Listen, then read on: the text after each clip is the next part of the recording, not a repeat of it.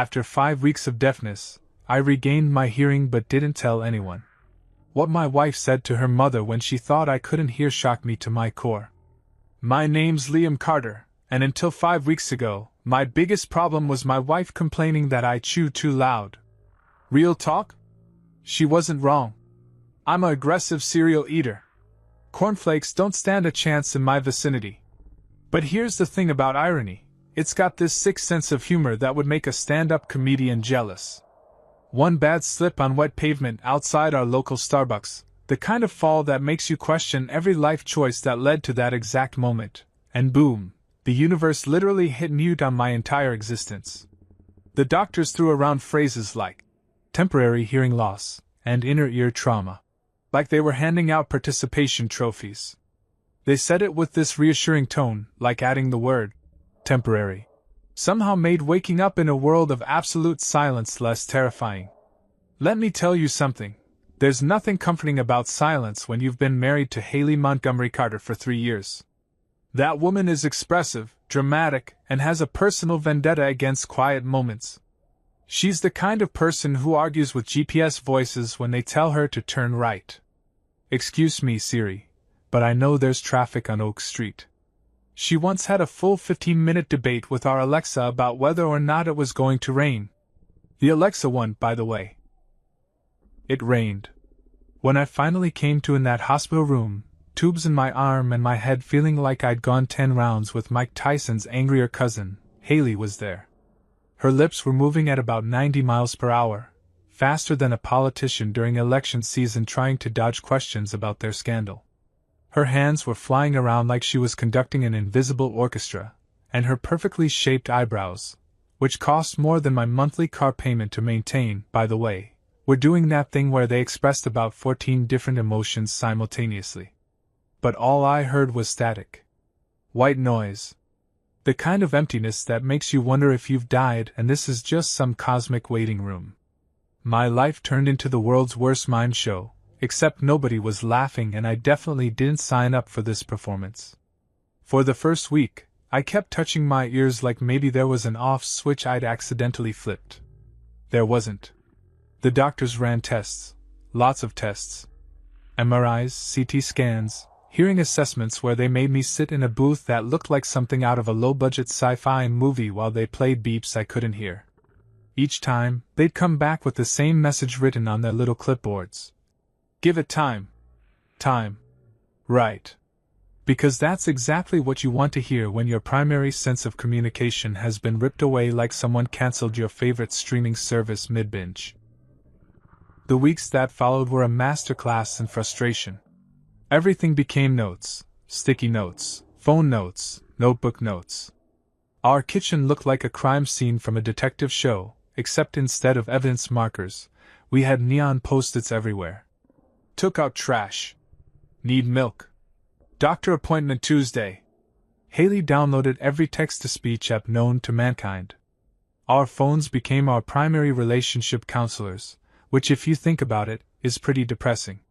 She'd type messages to me with this look on her face like she was defusing a bomb.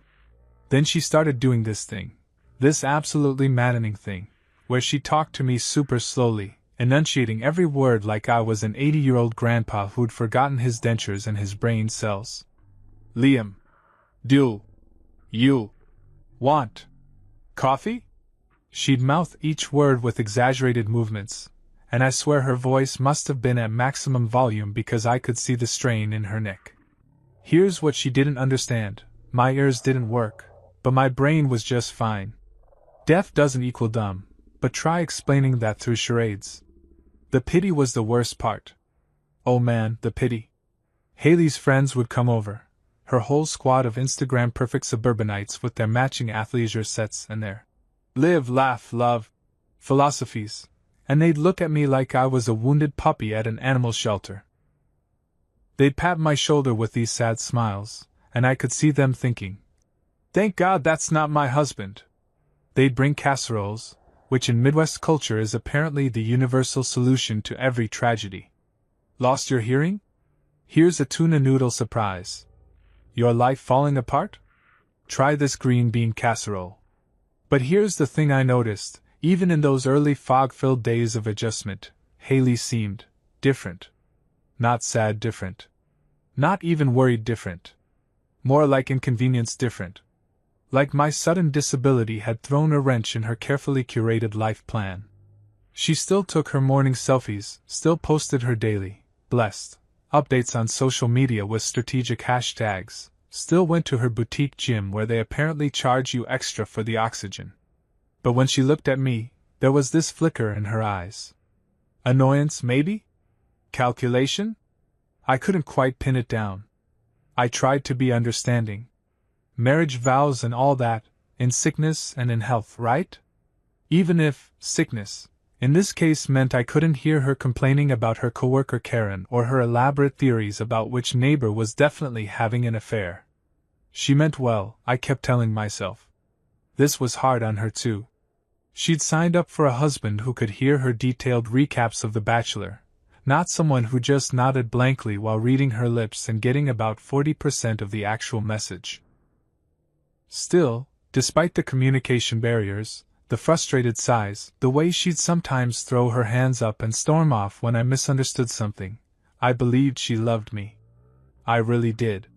Call me naive, call me trusting, call me the world's biggest idiot, all valid options. That belief, that fundamental trust in our marriage, in her commitment, in the us we built over 3 years together, that lasted about 5 weeks. 5 weeks and one accidentally overheard conversation too long. Well, overheard is generous considering what happened, but we'll get to that. Let's just say that when your hearing suddenly decides to make a comeback, it picks the absolute worst moments to reintroduce you to sound. And what I heard, what I finally, clearly, undeniably heard, that didn't just break my heart. It shattered every assumption I'd made about my marriage, my wife, and the person I thought I'd chosen to spend my life with. Turns out, silence isn't always the enemy. Sometimes, what breaks the silence is so much worse. The first week home from the hospital was pure, unfiltered chaos. Picture this. A grown man trying to navigate his own house like he's suddenly been dropped into a foreign country where nobody speaks his language, except the foreign country is suburban Ohio and the language barrier is just his busted eardrums. I was attempting to adapt to my new reality, while Haley acted like my disability was a personal inconvenience specifically designed to ruin her carefully constructed aesthetic. You know the type I'm talking about, the Instagram wife.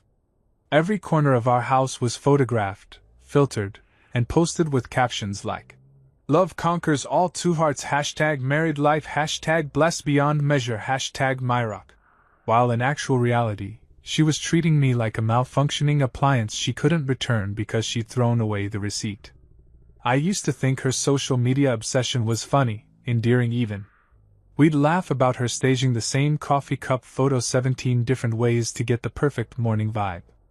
Now it just felt hollow.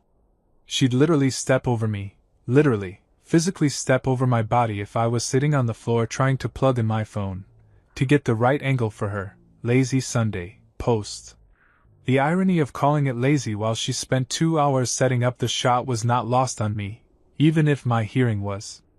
Our house became a weird silent film where I was both the star and the audience, except nobody was laughing at the pratfalls. Haley started leaving notes everywhere, which sounds sweet until you realize that "take out trash," written in increasingly aggressive handwriting and underlined 3 times, isn't really a love letter. She'd text me from the same room we were both sitting in, her thumbs flying across her screen with this annoyed expression, like having to communicate with her disabled husband was equivalent to filing taxes by hand. Then there was her voice, or what I imagined her voice sounded like now, because I couldn't actually hear it. Her silent gestures, though? Those were loud. So incredibly loud. The eye rolls could have powered a wind turbine. The heavy sighs I could only see by watching her shoulders rise and fall with dramatic exasperation. The way she'd throw her hands up when I didn't understand what she was trying to communicate, like I'd chosen to go deaf just to spite her brunch plans. Haley's mom, Patricia, started visiting more often, which was about as welcome as a root canal. Without anesthesia. On a Monday, Patricia Montgomery Ashford, Yes, she hyphenated after her divorce because apparently one name wasn't enough to contain all that judgment, was elegant in that cold, calculated way that women who lunch at country clubs have perfected. She wore her privilege like armor. Designer pantsuits that cost more than my truck, shoes that could double as weapons, and this permanent expression that suggested she was constantly smelling something faintly unpleasant. Spoiler alert, that something was me. She'd arrive unannounced, naturally, because wealthy people seem to think doorbells and courtesy calls are for peasants. Patricia would glide into our living room with her overpriced latte, always from that boutique coffee place downtown that charged $8 for what was essentially coffee with an attitude, and settle into our best chair like she was holding court. Then the whispering would start. She and Haley would huddle together on the couch, heads bent close, hands gesturing, and I'd sit there in my recliner, the broken husband, the inconvenient obstacle to whatever conversation they were having. Here's what they didn't know. I'd been teaching myself to read lips. Not like some professional interpreter or anything, but YouTube is a hell of a resource when you've got nothing but time and a desperate need to understand what people are saying about you. I wasn't fluent, not even close, but I was getting better. Good enough to catch phrases. Good enough to see Patricia's perfectly lipstick mouth form words like dragging you down, and should have standards. Good enough to watch Haley nod along like her mother was spitting profound wisdom instead of casual cruelty. "He's not the man you thought he was," Patricia said one afternoon, and I caught every word. She emphasized man, like it was a question, a doubt, a judgment wrapped in 4 letters. Haley's response was harder to catch, but I got trying and difficult, and something that looked like don't know how much longer. How much longer what? That's what kept me up at night, staring at our bedroom ceiling while Haley slept peacefully beside me, or scrolled through her phone, or did whatever she did while I pretended to sleep. How much longer could she tolerate being married to damaged goods? How much longer before she decided that her Instagram aesthetic didn't include a disabled husband who couldn't hear her recite her daily affirmations? Meanwhile, I played my role perfectly. The grateful husband. The one trying so hard to adapt. I'd smile when they looked at me, give a little wave, nod like everything was fine. I became a professional at looking pleasant and confused, like a golden retriever who wants to help but doesn't quite understand the assignment. Inside, though? Inside I was thinking things that would make a therapist reach for their prescription pad. Patricia would sip her fancy coffee, the kind with foam art that probably had its own Instagram account, and I'd watch her whisper to Haley. "You could have married someone successful," I caught one day. Not more successful, or as successful, just someone successful. Like I was currently operating at 0 on the achievement scale. Never mind that I ran my own contracting business. Never mind that I'd built our deck, renovated our kitchen, and fixed pretty much everything in our house and half the houses in our neighborhood. None of that mattered because I wasn't whatever Patricia's definition of successful looked like. Probably something involving golf club memberships and investment portfolios and weekend homes in places with pretentious names. Haley's face when her mother said these things, that's what killed me. She didn't defend me. Didn't shake her head or mouth. "That's not fair," or give any indication that she disagreed. She just sat there, nodding slightly, like she was considering the merits of her mother's argument. Like our marriage was a business proposition that wasn't yielding adequate returns. I started keeping a mental scorecard of every slight, every dismissive gesture, every moment of casual cruelty disguised as concern. Patricia suggesting Haley needed time to herself, to process everything. Translation: your husband's disability is traumatic for you. Haley sighing when I didn't understand something she tried to communicate. The way they'd both look at me sometimes, like I was a problem to be solved rather than a person to be loved. The worst part wasn't even the judgment, or the whispered conversations. It was the performance. Because when anyone else was around, Haley's friends, our neighbors, the mailman, she'd transform. Suddenly she was the devoted wife, the caretaker, the woman standing by her man through adversity. She'd touch my shoulder gently, smile with practiced sympathy, and tell everyone how we're managing. and taking it day by day, and keeping positive. She'd use words like journey and challenge and blessed for perspective. And people would nod admiringly, like she deserved a medal for not abandoning her husband during a medical crisis. If judgment were an Olympic sport, Patricia would have more gold medals than Michael Phelps. And Haley? She'd be her star pupil, training for the next games. Meanwhile, I sat there in the audience of my own life, watching them perform, reading their lips when they thought I couldn't, and slowly, methodically, realizing that the person I'd married maybe never existed at all. Maybe she'd always been this person, this woman who valued appearance over substance, who saw marriage as a social accessory rather than a partnership, and I'd just been too in love, too optimistic, too stupidly trusting to notice. So yeah, that first week home was chaos. But not the kind of chaos you recover from. The kind that fundamentally shifts how you see everything, like putting on glasses for the first time and realizing the world was never actually blurry, you were just blind. Haley's behavior started changing around week 3, and I'm not talking about the normal adjustment period kind of changing. I mean the kind of shift that makes you wonder if someone's been replaced by a pod person, except this version was somehow worse than the original. No more post-it notes saying, "Love you," stuck to the bathroom mirror. No more hand squeezes when we passed each other in the hallway. She stopped facing me when she talked, which made lip reading absolutely impossible, and I'm pretty sure that was intentional. It was like she'd decided that basic human courtesy was optional now that I couldn't call her out on it verbally. The most obvious tell? Her phone. That thing became like a fifth limb, surgically attached to her hand. She was glued to it 24/7, and I mean that literally. Morning coffee? Phone. Dinner table? Phone. Bathroom? You better believe she had that phone. She'd be sitting 3 feet away from me on the couch, and I'd see her face light up with notifications. Not the casual, "oh, a text," kind of lighting up. The full-on dopamine hit, eyes sparkling, corners of her mouth twitching into smiles she tried to suppress. She'd be laughing at something on that screen, actually giggling, and when I'd tap her shoulder to ask what was funny, she'd flip the phone over so fast you'd think it was displaying nuclear launch codes. "Just the girls," she'd mouth to me, waving dismissively. "Group chat." Right. Because group chats with Jennifer and Melissa about their kids' soccer schedules definitely make you blush like a teenager who just got asked to prom. I wasn't born yesterday, and I definitely wasn't stupid, hearing loss or not.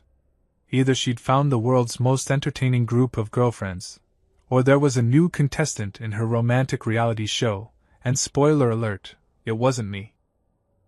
I started paying attention to patterns, because that's what you do when you can't hear but you can definitely see. Every evening around 8 p.m., like clockwork, she'd excuse herself. "Need to call my mom." She'd sign, or "work emergency," which was hilarious because Haley worked part-time at a boutique selling overpriced candles. What emergency? Did someone buy the wrong scent? Was there a lavender crisis I didn't know about? She'd disappear into our bedroom, close the door, and stay there for 30, 45 minutes sometimes. When she'd come back out, her cheeks would be flushed, her eyes bright, and she'd have this satisfied look like she just finished the best conversation of her life. That conversation definitely wasn't with me, in case you were wondering. Our conversations consisted of her typing, "Did you eat?" and me giving a thumbs up. Real romantic stuff. The kind of deep connection that makes marriage counselors weep with joy. Then came the perfume incident, and let me tell you, this is where things went from suspicious to, "Okay, we're definitely in affair territory now." It was a Tuesday night, I remember, because Tuesdays were trash night, and I'd just dragged our bins to the curb. I came back inside, still in my jacket, and Haley was in the kitchen doing her usual phone scrolling routine. I walked up behind her to grab a water from the fridge, and when I passed her, this scent hit me like a freight train. Now I've been married to this woman for 3 years. I know her perfume collection better than I know the periodic table. She's got her daytime casual scent, her evening out scent, her "I'm trying to impress someone" scent, and her It's Sunday and I don't care. Nonsense. This? This was none of those. This was something new, something expensive smelling, something that screamed, I'm trying really hard here. It was musky and sweet and definitely not from her usual rotation of flower-based fragrances that cost $40 at Macy's.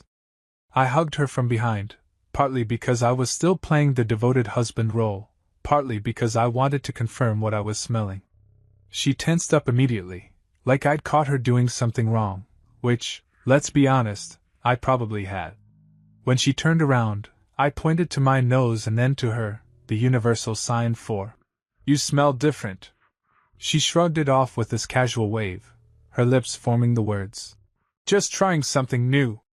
Then she added, like it? With this fake smile that didn't reach her eyes. The smile that said, please don't ask follow-up questions. Yeah, sure, Haley. You just randomly decided to upgrade your entire perfume game on a random Tuesday. That's totally normal behavior for someone who's been wearing the same Bath and Body Works scent since college. Here's what really got me. The perfume wasn't the only new thing. Her clothes started changing too. More effort, more style, more. I'm definitely dressing for someone. Energy. She'd always been put together. That Instagram aesthetic didn't maintain itself, but this was different. New lingerie started appearing in her drawers, the fancy kind with tags from stores I couldn't afford. Her gym sessions got longer. Her hair appointments more frequent. She was getting waxed, threaded, manicured, and pedicured like she was preparing for a photo shoot, except we had exactly 0 events on our calendar. Girls' night. She'd tell me when she'd come home at 11 p.m. on a Thursday, smelling like wine and that mysterious new perfume. Jennifer's birthday thing. When it definitely wasn't Jennifer's birthday because I'd seen Jennifer 3 days earlier at the grocery store, and she'd mentioned nothing about celebrations. The lies were piling up faster than our credit card bills, which, by the way, were also suddenly through the roof. Restaurants I'd never been to. Charges from hotels in the next town over. A lingerie store called Lace and Grace that sounded like it specialized in helping wives commit adultery in style. That's when I started the notebook. Small, black, leather-bound. I picked it up from the office supply store on one of my solo trips out of the house, the kind of trips I'd started taking more frequently because being home felt like living in a museum of my failed marriage. Every weird thing she did went in that notebook. Every unexplained absence, every suspicious charge, every time she came home smelling like guilt wrapped in designer fragrance. If Sherlock Holmes and a broken-hearted husband had a baby, and that baby was really petty and detail-oriented, that was me. I documented everything. March 15th, gone for 3 hours, said grocery shopping, came back with 1 bag of lettuce and lipstick smudged. March 18th, new charge at Winston Hotel, $347. We don't know anyone in Winston. March 22nd, laughed at phone for 10 minutes straight. Hit screen when I approached, claimed it was a meme. No one laughs at memes for 10 minutes. I kept that notebook in my truck, hidden under the driver's seat in a compartment I'd built myself. Because here's what I was learning: when you can't hear, you get real good at seeing. And what I was seeing was a woman who'd checked out of our marriage and was actively auditioning replacements. The perfume wasn't just perfume. It was evidence. The phone wasn't just a phone. It was a portal to whatever life she was building without me. And me? I was the obstacle she was trying to work around, the inconvenient husband who couldn't hear her lies but could definitely smell them. So yeah, suspicion doesn't even cover it. I was living with a stranger who wore my wife's face and spent my money and slept in my bed while clearly wishing she was somewhere else. The sweet smell wasn't perfume. It was betrayal, and it was everywhere. Patricia started visiting more often, and by more often, I mean she was practically living at our house. Always unannounced, naturally, because people with money seem to think that common courtesy is something poor people invented to feel important. She'd show up at 9 in the morning with her ridiculous coffee and her designer handbag that probably cost more than my monthly mortgage payment, letting herself in with the spare key Haley had given her without asking me. That spare key was supposed to be for emergencies, but apparently. I need to gossip about my son-in-law. Qualified as a crisis in Patricia's world. One afternoon, I was in the garage pretending to organize my tools but actually just hiding from the tension in my own house. Through the window, I could see them in the living room, Patricia perched on the edge of our couch like she was afraid the fabric might contaminate her $1,000 pants, and Haley sitting cross-legged across from her. Their heads were bent together in that conspiratorial way that makes your stomach drop even when you don't know what they're saying. But here's the thing, I was getting better at lip reading. A lot better. YouTube tutorials, practice with TV shows, and pure desperation had turned me into a decent amateur detective. I moved closer to the window, staying in the shadows of the garage where they couldn't see me. My heart was pounding so hard I could feel it in my throat. Patricia's lips moved, and I caught it clear as day. "He doesn't suspect anything," Haley responded, and I had to piece it together from the words I could make out. "Too trusting, always has been." Then Patricia laughed, that cold, champagne-sipping laugh that probably made waiters nervous. She said something else, and I caught the word, she, repeated twice. "She doesn't know, she's clueless." Wait. She? They were talking about someone else, some third person in whatever scheme they were cooking up. Except they kept glancing in my direction, toward the garage, and something clicked in my brain like a puzzle piece snapping into place.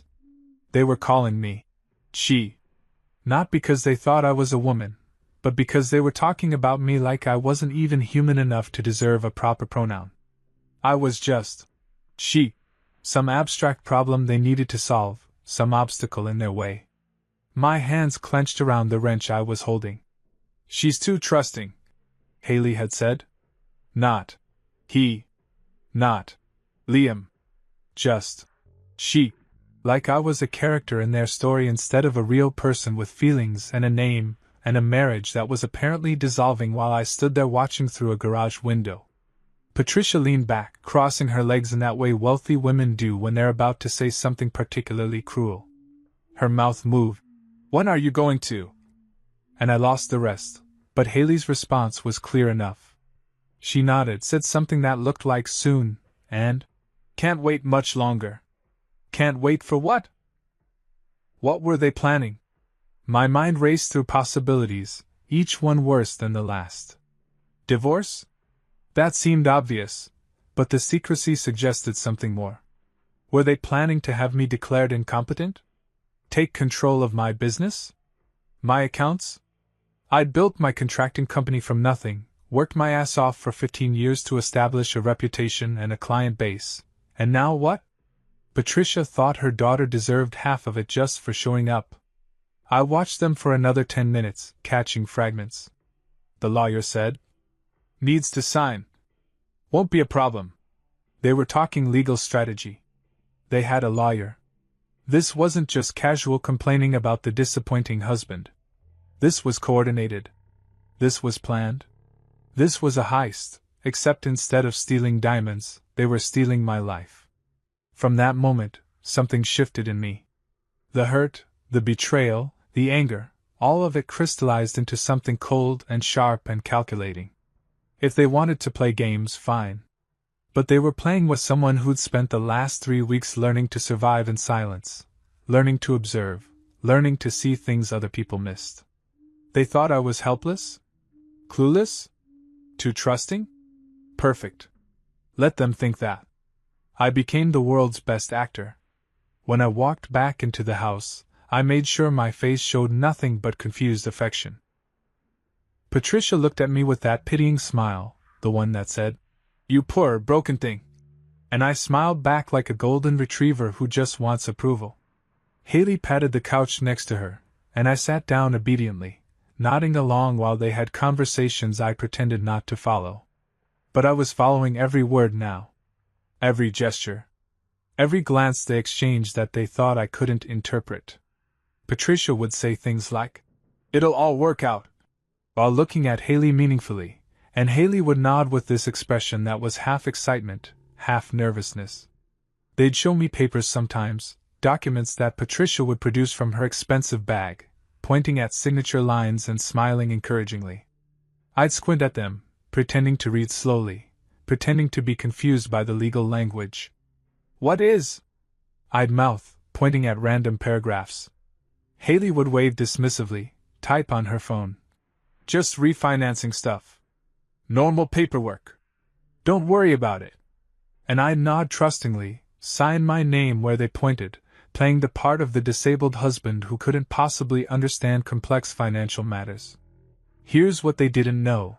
I was photographing every document with my phone before I signed it. Every single one. I'd excuse myself to go to the bathroom, snap pictures, save them to a cloud account they didn't know existed. Some of those papers were legitimate refinancing documents. Others? Those were power of attorney forms. Asset transfer agreements. Documents that would essentially give Haley control over everything I owned. But I wasn't signing the real ones. Oh no. I'd become real friendly with my printer and some blank paper. The documents I actually signed were worthless copies I'd made, identical except for one tiny detail in the footer, a different form number, a subtle change in the legal code citation. Things a lawyer would catch immediately if they ever tried to file them, but things Patricia and Haley would never notice. The real documents? Those stayed unsigned, hidden in a safety deposit box at a bank across town that I'd opened using an old friend as my driver. If silence was my prison, it had also become my camouflage. They talked freely around me now, not even bothering to whisper half the time. They thought the deaf guy couldn't participate in conversations, couldn't understand subtext, couldn't piece together a conspiracy happening right in front of his face. They'd gotten comfortable, sloppy even. Patricia would say things like, "Once this is finalized," and, "when you're free of this burden," right there in my living room, barely 3 feet away from where I sat pretending to watch TV with subtitles. The rage I felt was like nothing I'd ever experienced. Not hot, explosive anger, that would have given me away. This was ice-cold fury, the kind that keeps you up at night planning and thinking and preparing. My wife and her mother were actively plotting to destroy my life, steal my assets, and apparently they found it so easy, so justified, that they could laugh about it over $8 lattes in my own house. Every evening, after Haley went to bed, I'd sit in my truck in the driveway and update my black notebook. New entries about their meetings with lawyers, about documents they tried to get me to sign, about conversations I'd lip-read through windows and around corners. I was building a case, collecting evidence, preparing for a war they didn't even know was coming. Because here's what Patricia and Haley hadn't counted on. I wasn't just some trusting idiot who'd roll over and let them ruin me.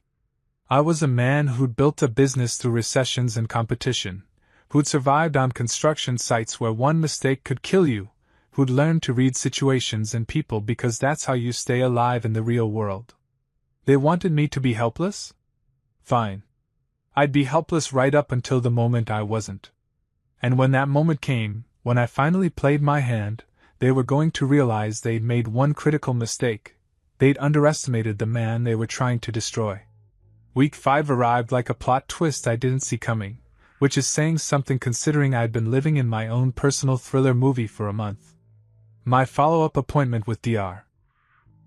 Patel was scheduled for 2 p.m. on a Wednesday, one of those gorgeous spring afternoons where the weather makes you forget that your life is actively falling apart. Haley offered to drive me.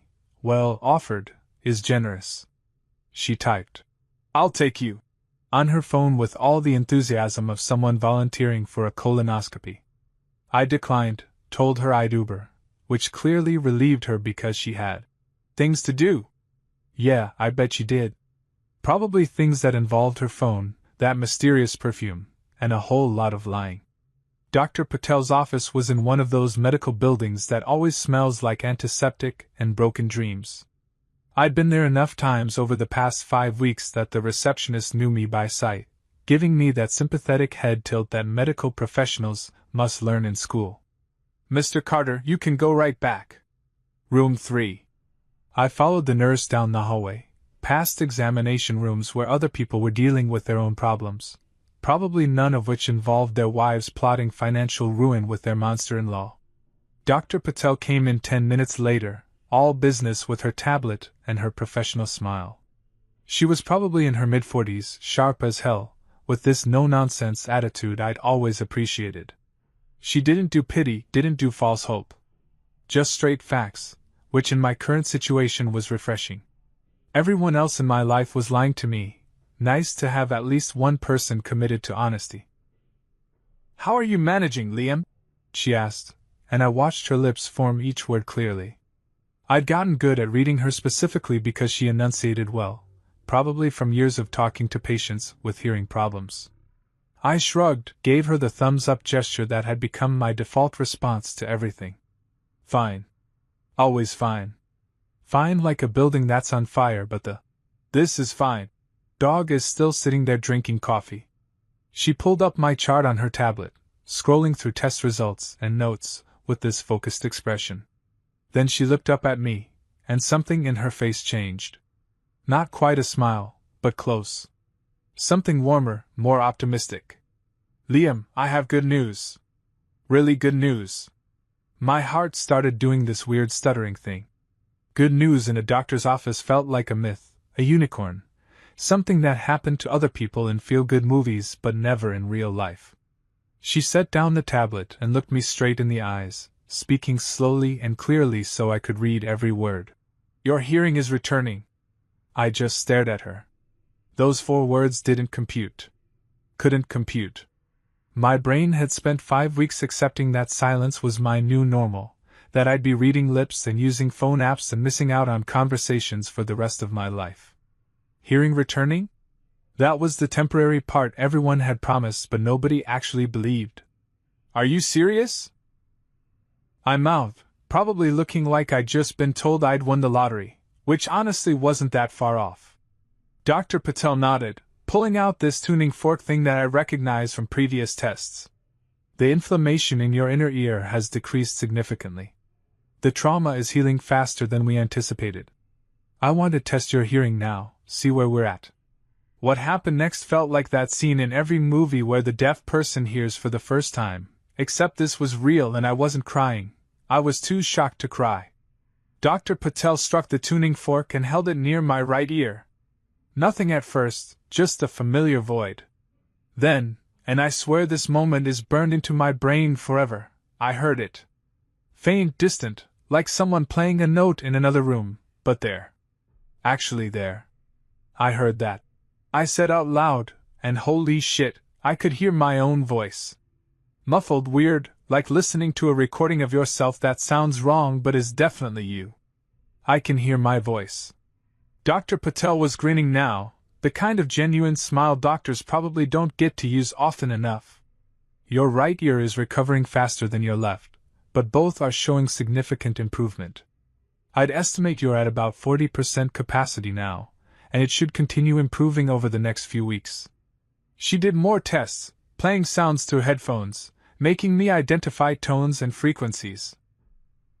Every beep I could hear, every word I could distinguish, felt like getting pieces of myself back.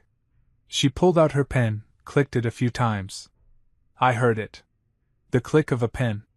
Something so ordinary, so mundane, that I'd never appreciated it before. The fluorescent lights above us had this faint buzzing that apparently they'd always made. The air conditioning hummed. Her tablet made little notification sounds. The world wasn't silent anymore. "This is incredible," I said, and I could hear myself saying it, could hear the emotion in my own voice. "When will it be back completely?" "Hard to say exactly. Could be days, could be a few weeks. Everyone's different. But the trajectory looks excellent, Liam. You're healing." She paused, then added with a professional tone that couldn't quite hide her excitement. "Don't tell anyone yet. Give your ears time to adjust. Too much stimulation too fast could cause setbacks." And right then, right in that exact moment, a thought hit me like a sledgehammer wrapped in opportunity. She wanted me to keep quiet about my recovery. For medical reasons, sure, but the implications were so much bigger than audiology. If nobody knew my hearing was coming back, if Haley and Patricia thought I was still deaf, still helpless, still the clueless husband they could manipulate and scheme around. "Don't tell anyone?" I repeated, making sure I understood correctly. Dr. Patel nodded. Give it a week or two. Let your auditory system readjust gradually. You'll want to avoid loud noises, crowded places. Take it easy. Or, I thought, give my wife enough rope to hang herself with. Give her and her scheming mother enough confidence to get sloppy, to say things they shouldn't, to reveal the full extent of whatever they were planning. If they thought I still couldn't hear, they'd keep talking. Keep plotting. Keep digging their own graves deeper while I stood there with a shovel, pretending to be confused about what graves were for. I won't tell anyone. I promised Dr. Patel, and I meant it with every fiber of my being. Medical recovery, taking it slow, I understand completely. She walked me through care instructions, things to avoid, follow-up appointments. I heard every word, and each one felt like a gift. But more than that, each word felt like ammunition. I drove home in my truck with the windows down, and for the first time in 5 weeks, I could hear the wind. Traffic sounds. Other cars' radios bleeding through their windows. The world had volume again, and it was the most beautiful, terrible thing. When I got home, Haley was in the kitchen on her phone. Shocking, I know. She looked up when I walked in, and I made sure my face showed nothing. Just the same confused, dependent expression I'd been wearing for weeks. She typed on her phone. How was appointment? I gave her a thumbs up, shrugged like nothing had changed. She nodded, already looking back at her screen, already dismissing me. She had no idea that everything had changed. That the power dynamic she'd been exploiting had just shifted completely. That her deaf, helpless, trusting husband could suddenly hear every word, every plan, every betrayal she thought she was hiding. Patricia called right then. I could hear the phone ring, could hear Haley's voice when she answered. Hey, Mom. Those 2 words sounded different than I'd imagined during 5 weeks of silence. Sharper. Faker.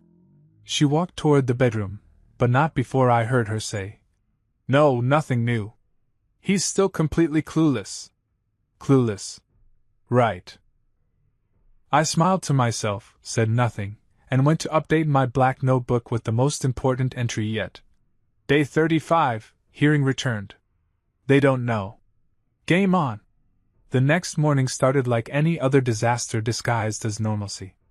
I woke up at 6 a.m., Haley still asleep beside me, her phone charging on the nightstand like it was receiving life support. For 5 weeks, mornings had been silent rituals of coffee and avoidance. Now, with my hearing partially back, I could hear everything. The house settling. The refrigerator humming downstairs. Birds outside that apparently had been chirping this whole time. And most importantly, I could hear when Haley's alarm went off at 7 and she slapped it quiet with the enthusiasm of someone who definitely didn't want to be conscious. I pretended to still be asleep, kept my breathing steady and slow like I'd perfected over the weeks of living with someone I no longer trusted.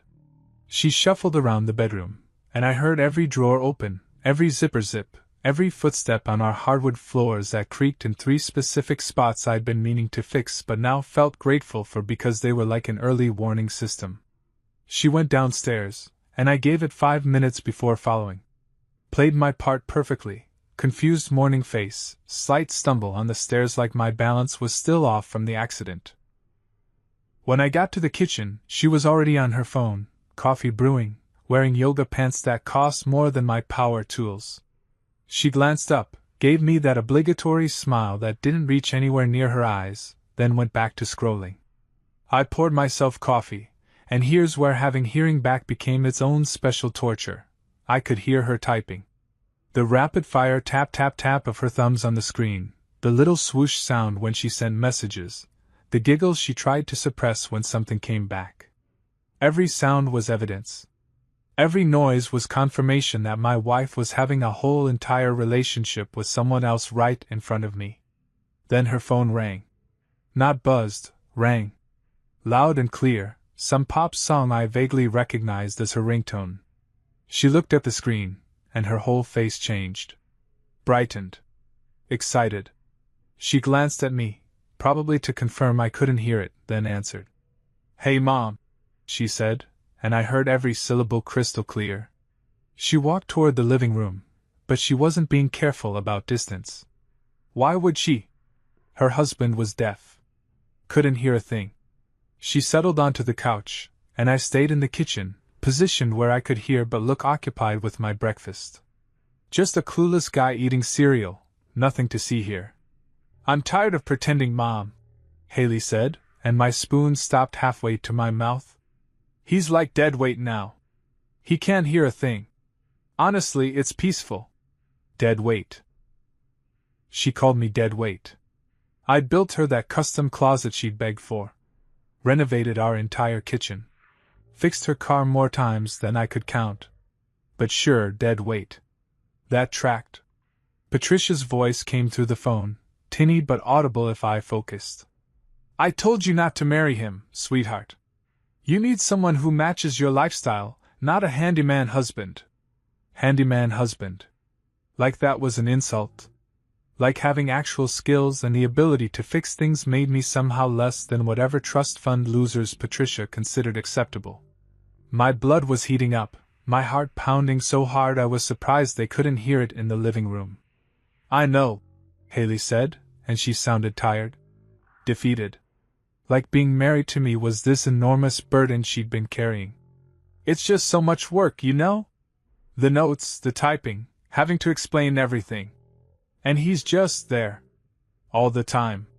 Just sitting there with that grateful look on his face like I'm some kind of saint for not abandoning him."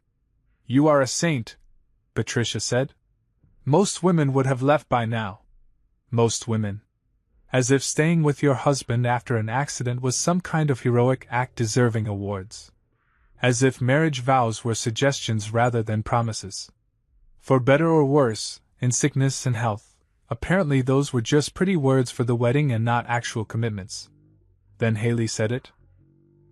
The sentence that took every piece of hurt and betrayal I'd been feeling and crystallized it into something sharp enough to cut.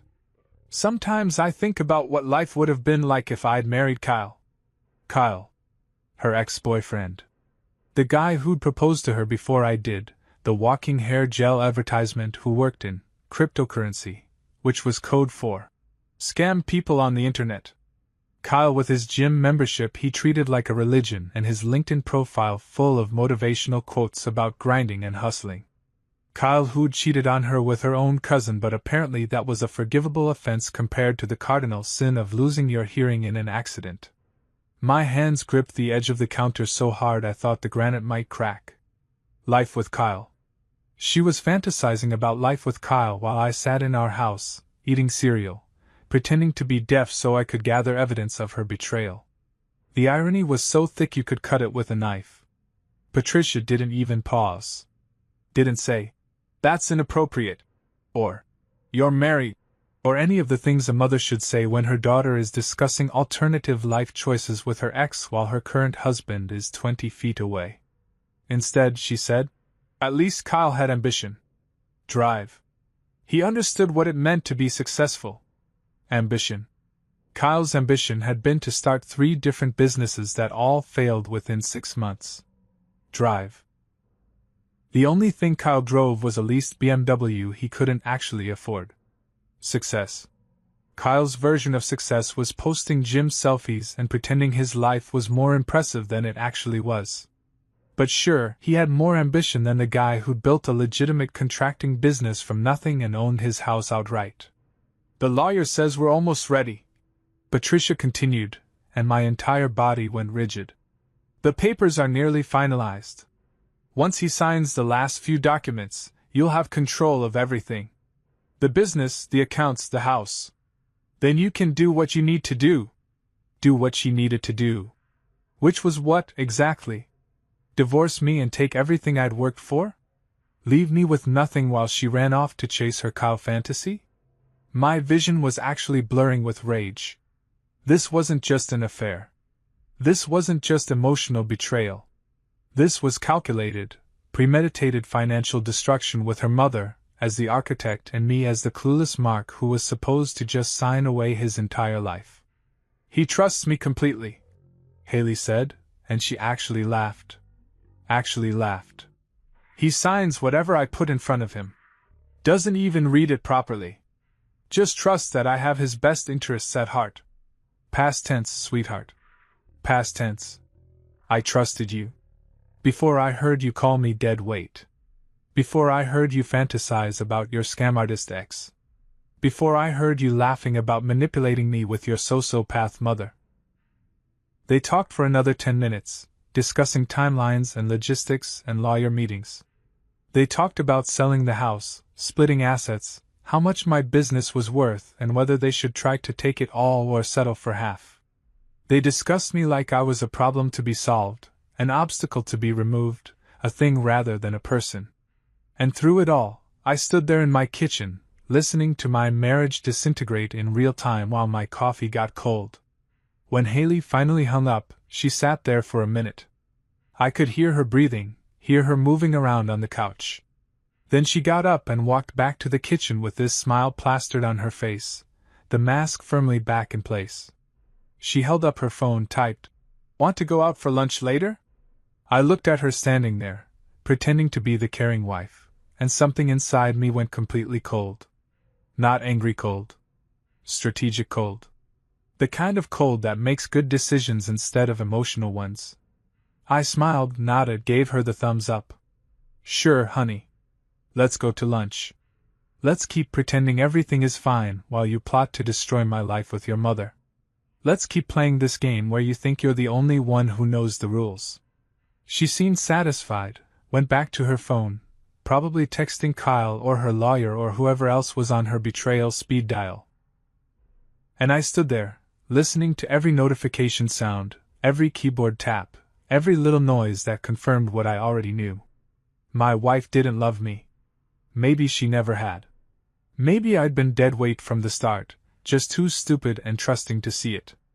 But I saw it now. Heard it now. Understood it with perfect, painful clarity. And I was going to make absolutely sure she regretted ever thinking I was someone she could destroy. That afternoon, while Haley and Patricia went out for what they called shopping, but what I now understood was probably scheming at expensive cafes, I went full Jason Bourne on my own life. The house was mine for 3 glorious hours, and I was going to use every single minute. First stop, voice recorders. I'd ordered 2 of them online a week ago when I was still in my gathering evidence phase, back when I thought maybe I was being paranoid and this would all blow over. Cute. Past Liam was adorably naive. These weren't your average recorders either. These were the good stuff, voice-activated, 12-hour battery life, small enough to hide anywhere. The kind private investigators use, which I knew because I'd spent an entire evening researching this exact scenario on Reddit forums where other suspicious spouses shared their stories. I planted the first one in the kitchen, tucked behind the decorative bowl of fake lemons that Haley insisted made the space pop. Nobody had touched that bowl in 2 years. It was the perfect spot, central location, picked up conversations from the living room and dining area, and completely invisible unless you were specifically looking for surveillance equipment, which Haley definitely wasn't because she thought her husband couldn't hear. The second recorder went in the living room, wedged behind the picture frame of our wedding photo. The irony wasn't lost on me. Our smiling faces from 3 years ago, back when I thought I was marrying someone who actually loved me, now serving as cover for the device that would record her plotting my destruction. If that wasn't poetic justice, I don't know what was. With the audio surveillance in place, I moved to Phase 2, financial protection. This was the part that would have made my accountant proud if I'd told him about it, which I wasn't going to because the fewer people who knew about this, the better. I grabbed my laptop and logged into our joint accounts, the ones Haley thought gave her access to everything. Here's what she didn't know: I'd been slowly, carefully, moving money for the past 2 weeks. Not all of it, nothing that would trigger alerts or seem suspicious. Just gradual transfers to a new account I'd opened at a completely different bank across town, one that existed solely under my name with paperwork Haley had never seen. Every time she went out, every time she was in the shower, every time she was glued to her phone texting whoever the hell she was texting, I'd transfer another couple thousand. 500 here, 2,000 there. Small enough to blend in with regular expenses, large enough that I was building a substantial safety net. Our joint checking account that used to have $43,000? Now it had about 12,000. The rest was in an account at First National under LC Holdings, a small LLC I'd registered using my friend Derek as the initial point of contact. Derek, who ran a construction supply company and owed me about 17 favors, had been happy to help when I'd explained I needed some financial privacy, without going into details. Good guy, Derek. Didn't ask questions, didn't judge, just did the paperwork. The savings account got the same treatment. Investment accounts? Those were trickier because they had penalties for early withdrawal, but I'd started the process of rolling them over to individual accounts that Haley couldn't touch. My business accounts were already separate, thank God, because I'd set those up before we got married when my lawyer had insisted on keeping business and personal finances completely separate. Future Liam owed past Liam's lawyer a very expensive bottle of whiskey. Joint credit cards? I'd already requested new cards be sent to a P.O. box I'd rented 2 weeks ago. Changed all the passwords to accounts, set up two-factor authentication on my phone that Haley couldn't access. Every digital footprint that connected our finances was being systematically severed, and she had no clue because she never actually looked at the accounts. She just spent the money and assumed it would always be there. Next up, the documents. Those precious papers that Patricia kept producing from her designer handbag, the ones they'd been so eager to get me to sign. I photographed every single one I could find. Haley kept them in her desk drawer, probably thinking they were secure because her deaf husband wouldn't go snooping. I found power of attorney forms, asset transfer agreements, something that looked suspiciously like a quitclaim deed for the house, and my personal favorite, a document that would have given Haley sole ownership of my business. My business. The one I'd built from scratch 15 years ago when I was 23 with nothing but a truck, some tools, and a work ethic that Patricia apparently thought was beneath her daughter. They wanted to take that? The company that had my name on it, my reputation, my blood and sweat and 16-hour days? Over my dead body. Actually, scratch that, over their dead reputations. I made copies of everything, saved them to 3 different cloud accounts with passwords that would take a supercomputer 1,000 years to crack. Then I did something that felt both petty and absolutely necessary. I made fake versions of the documents I hadn't signed yet. Same format, same fonts, same everything except for tiny details in the legal code citations that would make them completely invalid if anyone tried to file them. The real genius move? I'd already signed some of these fake documents weeks ago when I'd first gotten suspicious. When Haley thought she was watching me sign over my power of attorney, I was actually signing a worthless piece of paper that looked identical but had Form 2847B instead of Form 2847A in the footer. Would a lawyer catch it? Immediately. Would Haley or Patricia notice? Not a chance. They were too busy congratulating themselves on their manipulation skills to actually verify the documents were legitimate. I spent another hour going through Haley's desk, looking for anything else that might be useful. Found printed emails from someone named Kyle_crypto. Oh, look who's back in the picture. The emails were exactly what you'd expect. Lots of, I miss you, and we should have never broken up. And my personal favorite, your husband sounds like a loser. Kyle, buddy, at least this loser owns his house. Pretty sure you're still in that studio apartment your parents are helping you pay for. There were also printed texts between Haley and Patricia, which was weird because who prints texts? Apparently people planning to use them as evidence in divorce proceedings, that's who. They detailed their whole strategy.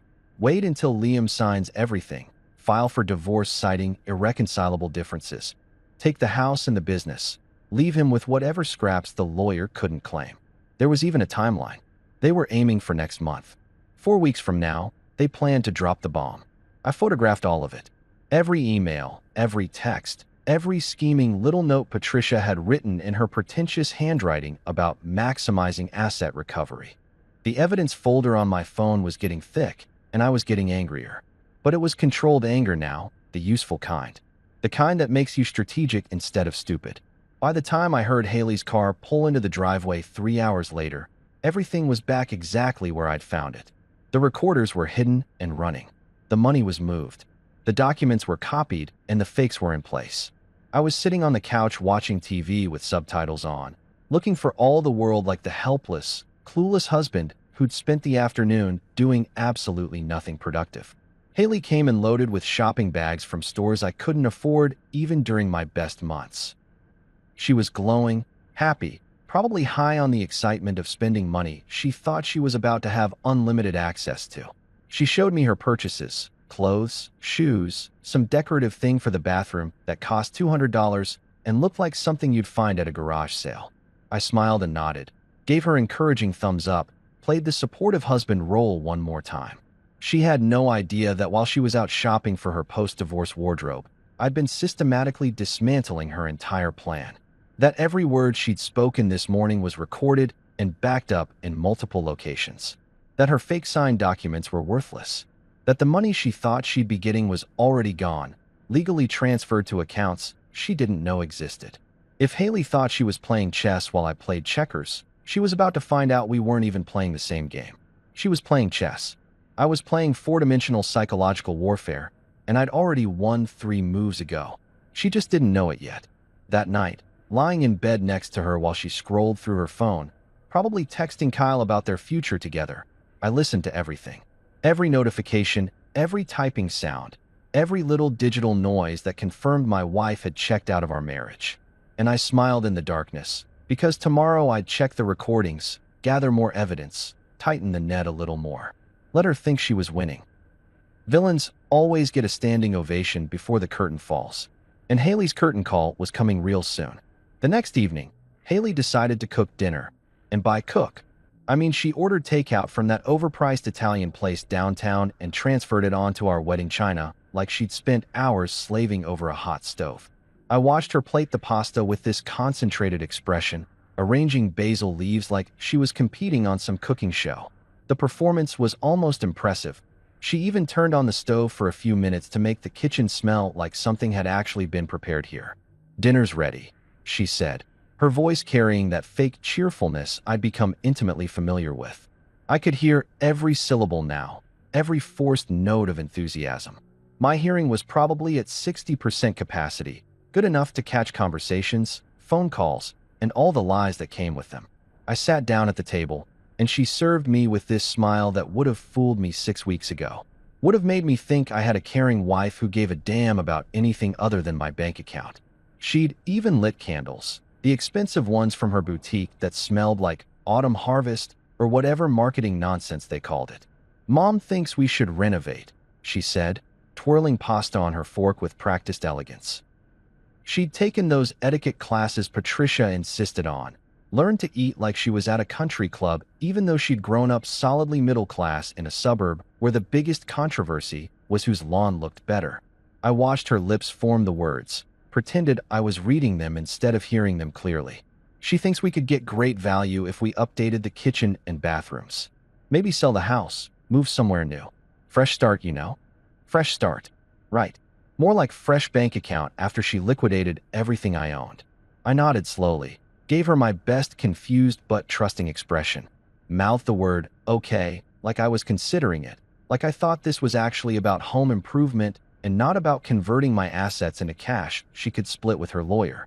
"You trust me, right?" she asked, reaching across the table to squeeze my hand. Her touch felt like ice despite the warmth of her skin. "I just want what's best for us. For our future. Our future. The one that apparently involved Kyle and his cryptocurrency schemes. The future where I was supposed to be left with nothing while she rode off into the sunset with her trust fund wannabe ex-boyfriend." I squeezed her hand back, smiled like an idiot, played my role perfectly. Her phone rang mid-dinner, Patricia's name lighting up the screen. Haley glanced at me, checking if I could hear it, which of course she thought I couldn't, then answered without even excusing herself. "Hey, Mom," she said, not bothering to leave the table because why would she? Her deaf husband was right there, completely oblivious, no threat whatsoever. "Just having dinner," Haley continued, stabbing at her pasta. "Yeah, he's right here. No, I told you, he trusts me completely." Meanwhile, my voice recorder, the one I'd hidden behind that decorative vase in the center of the table, tucked right behind the fake flowers Haley had insisted would bring life to the space, was capturing every single word. The irony of her talking about betraying me while sitting 2 feet from surveillance equipment was almost poetic. "The papers are ready." Patricia's voice came through the phone, tinny but clear enough. "Benjamin said we can finalize everything by next week. He just needs those last 2 signatures." Benjamin? That must be the lawyer. Probably some sleazy divorce attorney who specialized in screwing over unsuspecting husbands. I made a mental note to look up every Benjamin who practiced family law in our county. Shouldn't be too hard. Small town, limited options, and I had nothing but time and motivation. Haley's eyes flicked to me, checking if I was paying attention. I was staring at my plate, moving pasta around with my fork like a kindergartner who didn't want to eat his vegetables. Harmless, clueless, definitely not listening to every word of this incriminating conversation. "He'll sign anything," Haley said, and she actually giggled. Giggled like this was funny, like manipulating your husband was some kind of joke you shared with your mother over wine. Yesterday, he signed that refinancing document without even reading past the first paragraph. He just trusts that I have his best interests at heart. Had. Past tense, sweetheart. I had my fork halfway to my mouth, frozen there, listening to my wife laugh about deceiving me. The recorder was getting all of this. Every laugh, every conspiratorial whisper, every casual mention of fraud and manipulation. "The business is the tricky part," Patricia said, her voice taking on that strategic tone she used when discussing things she thought were complicated but really weren't. "Benjamin thinks we should go for full ownership rather than trying to split it. Apparently, it's easier legally, and Liam won't be able to run it effectively anyway with his condition." My condition? My temporary hearing loss that was almost completely healed, but they didn't know that because I was smart enough to keep my mouth shut and my ears open. They were planning to take my business, the one I'd built from nothing, the one that bore my name and reputation, because they thought I was too disabled to run it. The audacity was almost impressive. "What about Kyle?" Haley asked, and my hand tightened on my fork. "Does he need to stay out of sight until this is finalized?" Stay out of sight. So Kyle was involved, actively involved, not just some fantasy she was entertaining in her head. He was probably waiting in the wings like an understudy ready to take the stage once they'd successfully destroyed my life.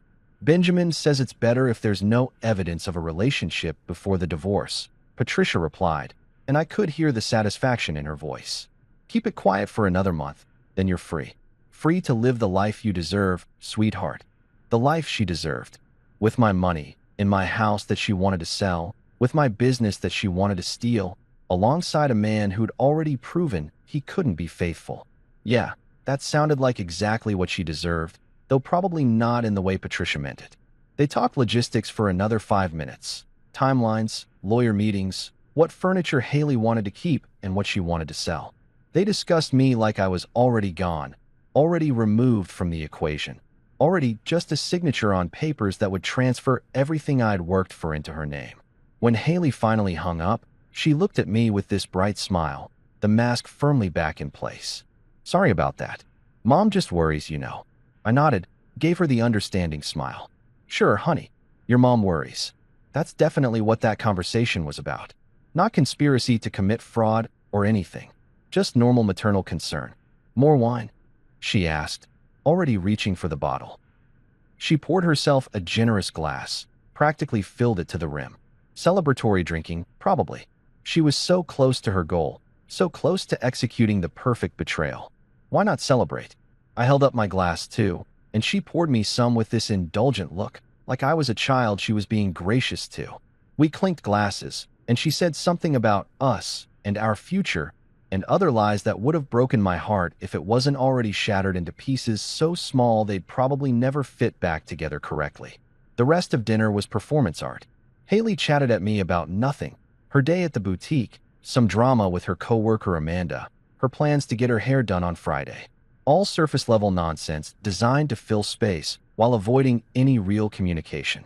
I nodded along, played the attentive husband, all while thinking about the recording device capturing everything and the copies of documents sitting in 3 different cloud accounts and the money she thought she'd be getting that was already gone. After dinner, she insisted on watching a movie, Some romantic comedy that was probably ironic given our situation. We sat on the couch, her curled against me like we were still a couple who loved each other, and I could hear every sound. The TV dialogue, the soundtrack, her breathing, her phone buzzing with texts she tried to check discreetly. It was my last supper as the fool. The final performance before the truth burned everything down. I was playing the role of devoted, trusting husband one last time, and I was going to make it count.